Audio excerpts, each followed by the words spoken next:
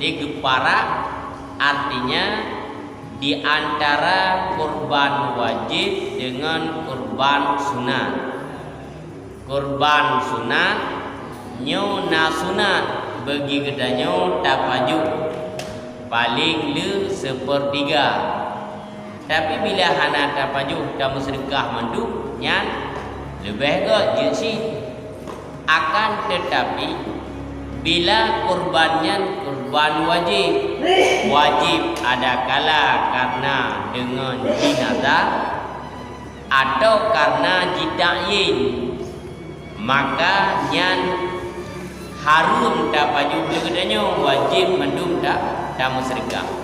Inan perbedaan antara udhiyah sunat dengan udhiyah wajib.